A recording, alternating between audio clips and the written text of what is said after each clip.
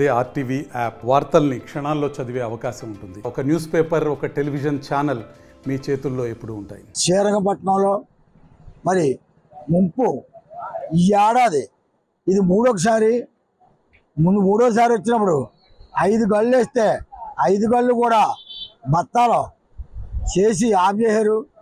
మళ్ళీ ఒకసారి వరద వచ్చింది, మళ్ళీ కొట్టింది. అలాగే చేద్దంటే ఈ 3 సంవత్సరాల్లో ఈ సంవత్సరంలో ఇది మూడోసారి వచ్చి రైతులకి 4000 సుమారు ఎకరాలు మరి ముంపు బాధితులు ఉండిపోయి మరి ఈ రోజుని సూరంపాలెం ఒకటంలో మాకు మరి ఈ రోజు ఇక్కడ ఎప్పుడు మాకు ఇక్కడ గళ్ళలేదు. మరి కొండ దెబ్బ వంటి పొలాలు కూడా మెరకమైన పొలాలు కూడా ఇక్కడ గండడి మరి ఈ రోజుని కిందకే గడ్డ వెళ్ళి ఆ కాలువకి మరి విపరీతంగా పడిపోయి ఉన్నది. పొలాలు కూడా ఇంచుమించులో 25-30 ఎకరాలు కూడా గళ్ళు కొట్టేసి వరిసేంతో శుద్ధంగా కింద కాలువలకి గోదావరి కొట్టుకుపోతుంది.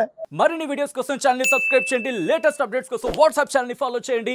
అండ్ లింక్ డిస్క్రిప్షన్ లో ఉంది.